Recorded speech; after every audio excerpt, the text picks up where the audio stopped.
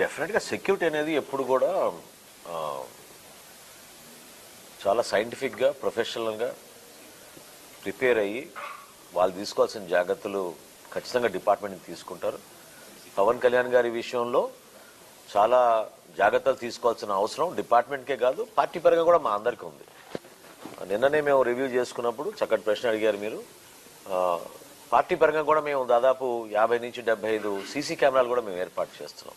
Department చేసే పని వాళ్ళు చేసుకుంటారు. మేము కూడా ఒక బాధ్యతగా మా పార్టీ అధ్యక్షులు గారు వస్తున్న సందర్భంగా అదేవిధంగా ఎవరికి కూడా అసౌకర్యం కలగకుండా చూసుకోవాల్సిన బాధ్యత మా పైన ఉంది. కాబట్టి మేము ఒక నెట్వర్క్ 75 సీసీ కెమెరాలతోటి మొత్తం ప్రాంగణం అదేవిధంగా హైవేస్లో కూడా ఒక నెట్వర్క్ ఏర్పాటు చేసి సీసీ కెమెరాస్ ఏర్పాటు చేస్తున్నాం. జిల్లా ఎస్పీ గారితో నేను మాట్లాడడం జరిగింది. ఉన్నతాధికారులు కూడా దీన్ని ఆల్రెడీ సమీక్షించారు. వాళ్ళు కూడా రాబోయే రోజుల్లో చూస్తారు. బందోబస్తు విషయంలో కానివ్వండి, సెక్యూరిటీ విషయంలో కానివ్వండి, ఎక్కడ కూడా ఏ మాత్రం పొరపాటు లేకుండా